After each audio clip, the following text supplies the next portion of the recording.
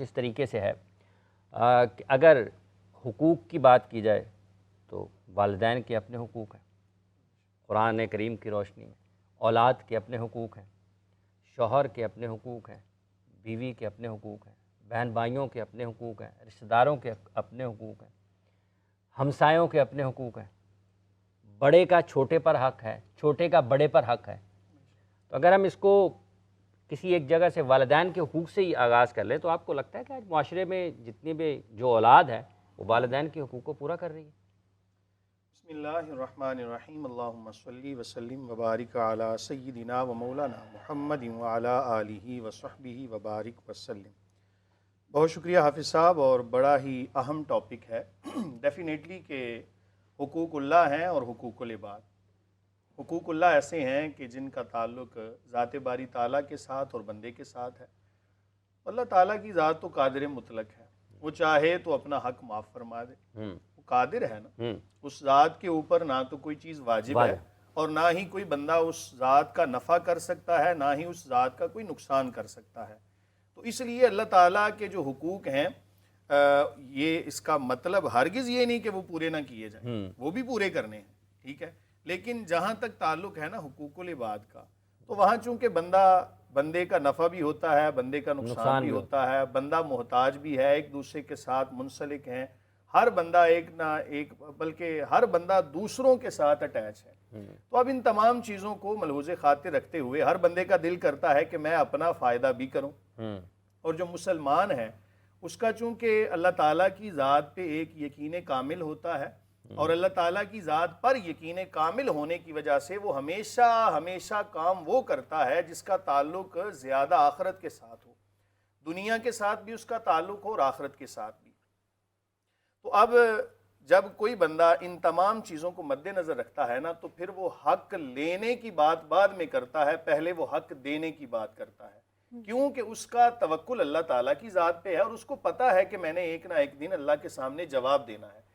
اب ان تمام حقوق میں سے جتنے بھی حقوق العباد ہیں ان میں سب سے پہلا نمبر جو آتا ہے وہ والدین کا آتا ہے، کہ خالق کائنات مالک ارض و سماوات نے کئی مقامات پر، کوئی ایک مقام نہیں بلکہ کئی مقامات پر قرآن مجید فرقان حمید میں اور حضور نبی کریم صلی اللہ علیہ وآلہ وسلم نے اپنے فرامین کے اندر کثرت کے ساتھ جن حقوق کی ادائیگی کا حکم فرمایا ہے ان میں سے ایک والدین کے حقوق ہیں۔ قرآن کہتا ہے وَقَضَىٰ رَبُّكَ أَلَّا تَعْبُدُوا إِلَّا إِيَّاهُ وَبِالْوَالِدَيْنِ إِحْسَانًا إِمَّا يَبْلُغَنَّ عِندَكَ الْكِبَرَ أَحَدُهُمَا أَوْ كِلَاهُمَا فَلَا تَقُل لَّهُمَا أُفٍّ وَلَا تَنْهَرْهُمَا وَقُل لَّهُمَا قَوْلًا كَرِيمًا۔ اس سے آگے بھی وہ 2-3 آیات جو ہیں نا وہ اسی سے ریلیٹڈ ہیں، تو میں مفہوم آپ کے سامنے پیش کرتا ہوں۔ خالق کائنات نے فرمایا کہ رب کائنات نے تمہیں تاکیدی حکم دیا ہے۔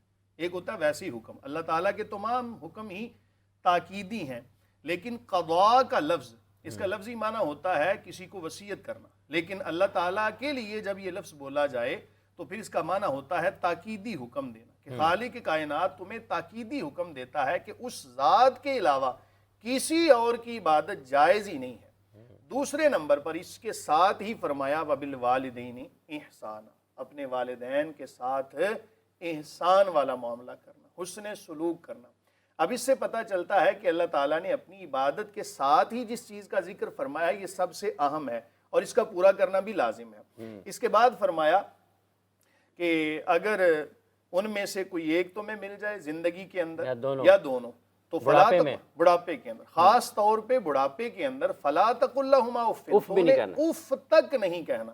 اس کا مطلب یہ نہیں کہ صرف اف نہ کہے اور اس سے بڑھ کے جو مرضی کہتا رہے، مطلب یہ ہے کہ جہاں اس حد تک بھی نہیں کہنا، ہاں جی، جہاں بھی ہلکی سی تکلیف بھی پائی جاتی ہے نا، کسی کو ہم اگر اتنا کہہ دیں یار اف، تو یہ جملہ بھی اپنے والدین کے لیے تم نے نہیں کہنا۔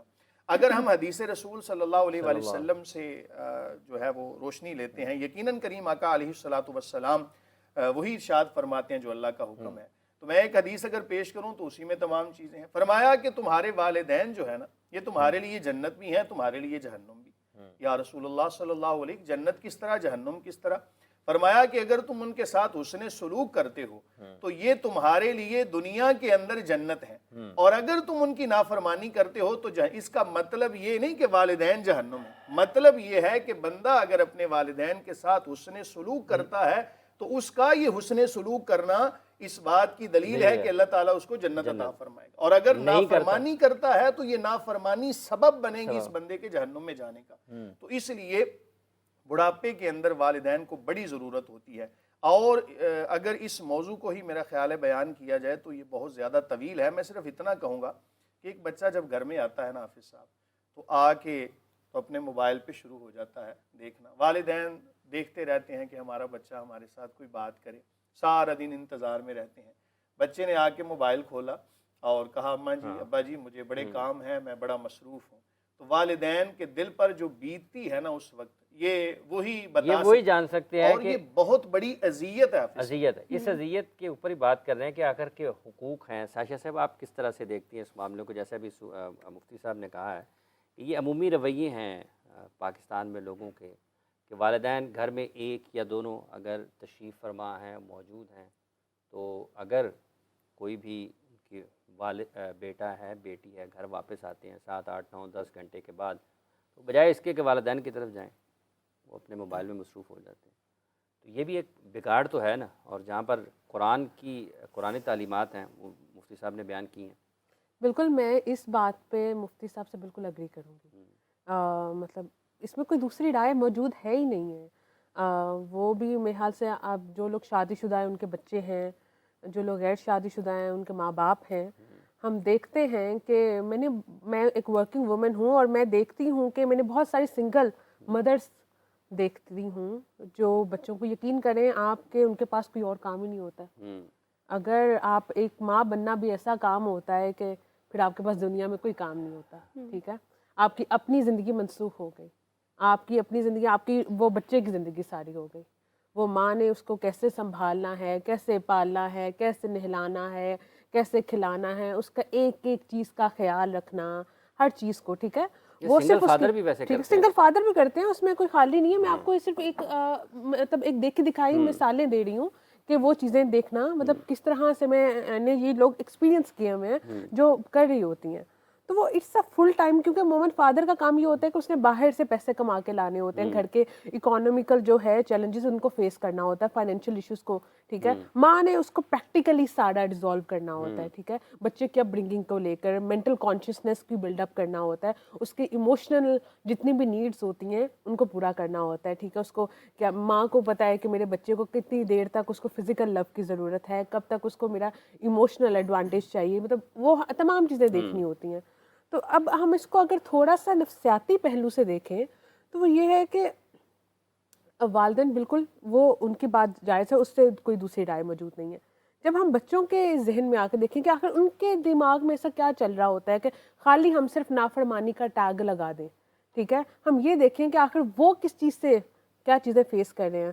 آپ بھی یہاں سے کام کر کے گئے ہیں، وہ بھی گئے ہیں، میں یہاں سے جاؤں گی، ٹھیک ہے؟ ہم بھی ایک اوبیسلی ایک جو سوشل بیگیج ہے وہ اٹھا کے لے کے جا رہے ہیں، کام کا سٹریس ہے، ٹینشن ہے، باقی چیزیں ہیں، ٹھیک ہے؟ اپنے کیونکہ ہم بھی ایک مکمل انسان ہی بنے ہوتے نا، جو ہمارا کانشیسنیس ہے وہ مکمل نہیں ہوا، ٹھیک ہے؟ ہم بھی اس طرح کے بہت سارے بیگیج، ٹینشن، سٹریس لے کے جا رہے ہوتے ہیں، اور عموماً ہم انسان ہیں، ہمیں نہیں پتہ ہوتا کہ ہم نے اس کا کس طرح ریئیکٹ کرنا ہے، ٹھیک ہے؟ کئی دفعہ کہتے ہیں امی نا اچھا نا ماما بس ابھی کھانا کھا لیتے ہیں نا، کیا ہو گیا ابھی رک جائیے وہ، ٹھیک ہے؟ اب اس کی وجہ یہ ہوتا ہے کہ ہم لوگ سیٹلڈ نہیں ہوتے، ان لوگوں نے اپنی زندگیاں گزار دیں، ہمارے نام کر دیں، ہمارے ساتھ ابھی تک کھڑے ہوتے ہیں، یہ جی رہے ہیں ہمارے لیے، ٹھیک ہے؟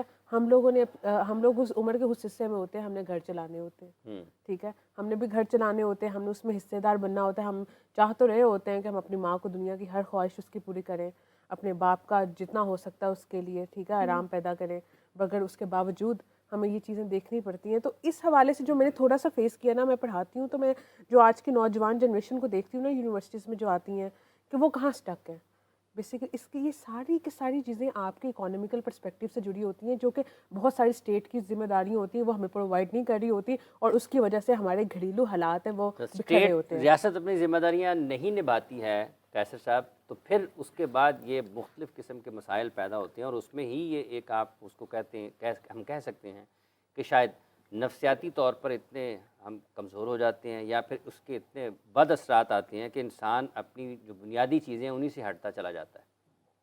دیکھیے میری اوپینین یہ ہے کہ ہم نے اس ٹاپک کو بالکل مڈل سے اسٹارٹ کیا ہے and I don't think we can do justice to it اگر ہم مڈل سے اسٹارٹ کریں. اصل بات یہ ہے کہ زندگی گزارنے کے جو طریقے دنیا میں دو موجود ہیں, جو دو اپروچز ہیں ٹورڈز لائف, کولیکٹیوزم ہے اور انڈیویجولزم ہے, کہ بہتر پیکیج کون سا ہے. ہم مسلمان کولیکٹیوسٹ لوگ ہیں, ہم بائی ڈیفالٹ پوزیشن ہماری یہ ہے کہ ہم ایک سسٹم کا حصہ ہیں, اس سسٹم کو سسٹین کرنا ضروری ہے کہ ہماری بقا اس میں ہے. وہ سسٹم فیملی کا ہو سکتا ہے, وہ معاشرے کا ہو سکتا ہے. دوسرا انڈیویجولزم ہے کہ جس میں آپ اپنی کائنات کا مرکز آپ خود ہیں اور آپ نے ایک سوشل کانٹریکٹ کیا ہوا ہے ایک خاندان کے ساتھ, ایک معاشرے کے ساتھ, لیکن اصل اہمیت آپ کی باقی ساری چیزیں سیکنڈری ہیں. اب ان میں سے کون سا سسٹم بہتر ہے, اصل سوال یہ ہے. اوبیسلی کولیکٹیو سسٹم بہتر ہے, اس لیے کہ انسان بذات خود ایک کولیکٹیوسٹ بینگ ہے, انڈیویجول بینگ تو وہ ہے ہی نہیں. وہ جہاں بھی جاتا ہے کمیونٹیز بلڈ کرتا ہے, سسٹم بناتا ہے, اپنی آزادیاں کنسیڈ کر کے سرٹن سیکیورٹیز لیتا ہے, تو یہ تو اس کی ایک خصلت میں شامل ہے. ہمیں ایشو اس وقت ہوتا ہے کہ جب ہم ایک لبرل سسٹم سے متاثر ہو کے انڈیویجولزم کو یوز کرتے ہوئے کولیکٹیو سسٹم کے اندر رہنے کی کوشش کرتے ہیں. پھر ماں باپ بھی برے لگتے ہیں, پھر فیملی کے باقی لوگ بھی برے لگتے ہیں, کیونکہ مینٹل پیراڈائم جو ہے وہ انڈیویجولزم پہ ہے اور جو پریکٹیکل پیراڈائم ہے وہ collective سسٹم. اصل ایشو یہ ہے کہ ہمیں اپنی سوسائٹی میں we have to figure it out کہ ہم نے آخر کرنا کیا ہے. میں بحیثیت مسلمان آپ کہہ سکتے ہیں کہ میں بائس ہو سکتا ہوں ٹورڈز اسلام, لیکن میں ہمیشہ اپنے لیکچرز میں پوڈ کاسٹ میں لوگوں کو دعوت دیتا ہوں کہ آپ آبجیکٹیو انالیسس کریں کہ 3 میجر ہمارے پاس وے آف لائف پائے جاتے ہیں. 2 تو اپروچز ٹورڈز لائف ہیں, میں اس کی بات نہیں کر رہا, وے آف لائف ہی کر رہا ہوں. ایک اسلامک ہے, ایک لبرل ہے, یا آپ یہ کہہ لیں کہ ایک اسلامک ہے اور ایک سیکولر ہے. اور سیکولر کے اندر 2 میجر برانچز ہیں, ایک سوشلسٹ یا مارکسسٹ ہے اور ایک لبرل ہے, کہ ان تینوں میں سے کس نے انسانیت کے بہتر حل پریزنٹ کیے ہیں. مارکسزم میں مثال کے طور پہ ہیومن ایجنسی کی کوئی گنجائش نہیں ہے. مارکسسٹ فیمنزم فیلز فیمنزم اس لیے کہ بیسک پراپرٹی رائٹس نہیں ہیں, اس لیے کہ خاندان کو تباہ کرنے کا مطلب آزادی ہے. And this is very much documented, میں اپنی طرف سے ایسی بات نہیں کر رہا. لبرلزم دنیا میں جہاں پہ بھی گیا ہے اس کا ایک انیویٹیبل کانسیکوینس یہ ہے کہ وہاں پہ آبادیاں ختم ہونا شروع ہو جاتی ہیں. اس لیے کہ جب آپ انڈیویجول ہوتے ہیں, آپ ریشنل ایگوئزم کو پریکٹس کرتے ہیں, جب ریشنلی ایگوئسٹ ہوتے ہیں تو آپ کی رسپانسبلٹی ٹورڈز دا ورلڈ ختم ہو جاتی ہے, آپ سیلف سینٹرڈ ہو جاتے ہیں.